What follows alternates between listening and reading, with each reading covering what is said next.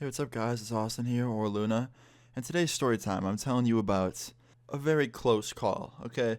So, the story time takes place about 3 years ago. I really wasn't doing much besides making videos and hanging out with my friends and stuff like that. And all my friends, even to this day, mainly smoke. They smoke something, whether it's vape, cigarettes, or weed. Um, and a couple of my friends came over on this day. Started off very normal, just literally playing Xbox. A couple of my friends came over. We're all just chilling on my couch.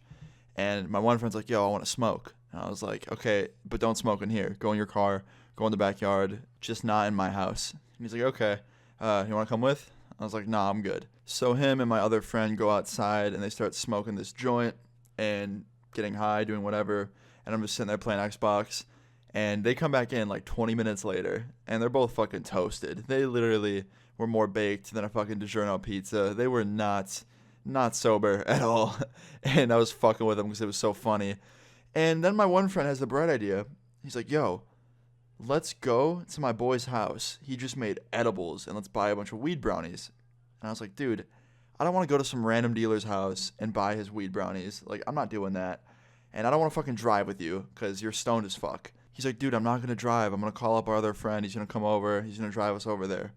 I'm like, all right, dude, look, if he comes over and he's stone cold sober and he wants to fucking drive you over there to buy pot brownies, I'll come along for the ride. But, like, I'm telling you, I don't want to go in this dude's house. I don't want to sit there for hours on end and, like, talk to him. I just want to, like, get in and get out and come back here so I can play Xbox. He's just like, all right, fine. So he calls up another friend of ours. He comes over to my house, and me and my three friends all pack in this car. So it was four of us in total, and we drive over to this fucking dealer's house. It's like 23-year-old dude. At least that's what my friend said. He said he was 23. We show up to this dude's house. Now, luckily, we parked on the side of the street a couple houses down from the dude's house, and then we walked over to his house. And you're probably wondering, Luna, why the fuck does that matter in the story time? Well, just keep listening. You'll find out soon enough. He seemed fairly cool. We went inside, even though I didn't want to. I thought my friend was just going to run up to the door, make it like a quick, fucking 1 minute interaction. But no, he had to fucking go inside, and we went inside with him. The dude was cool, though. That was the good part. He was super nice. And he was actually in the process of making more of the brownies. He had some already that he was going to sell to my friend, but he was making more of them.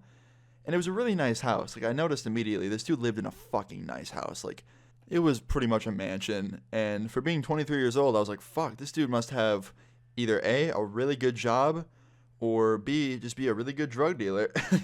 And fucking, I'm just like sitting there on the couch looking around like, damn, this house is nice. So my friend gives him the money. He gives my friend this plate of pot brownies with like saran wrap over it. He tells him about how potent they are and stuff like that. And all of a sudden, we hear a knock on the door.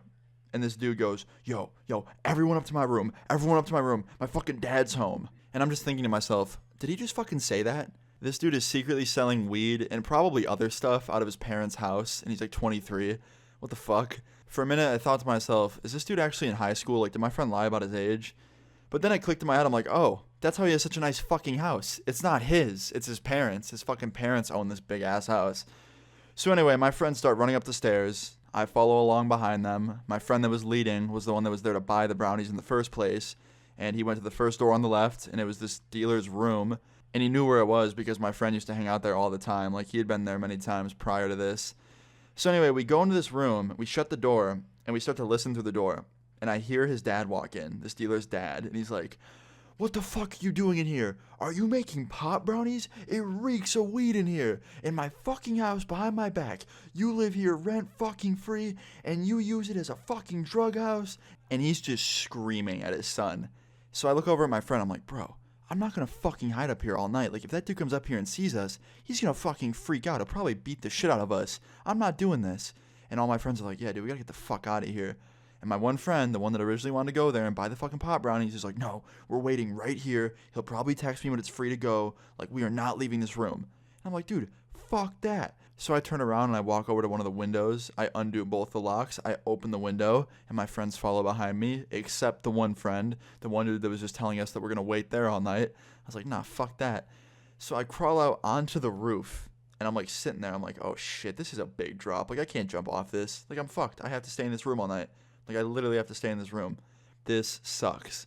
So I crawl back into the room. My friends shut the window. I walk over to the door and I start listening again. And they're still fighting. This dude and his son are yelling at each other, arguing about the pot brownies, and his kitchen smelling like weed. And then all of a sudden I hear the angry dad's voice getting closer. He's coming up the stairs. And I was like, fuck. There's no way he's coming upstairs to go in any other room but this one. He just caught his son cooking pot brownies. There's no way he's not coming up here to search his fucking room.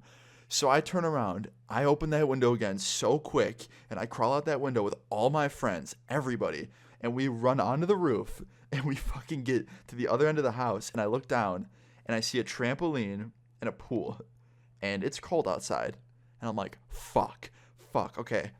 It's a fucking 2-floor drop.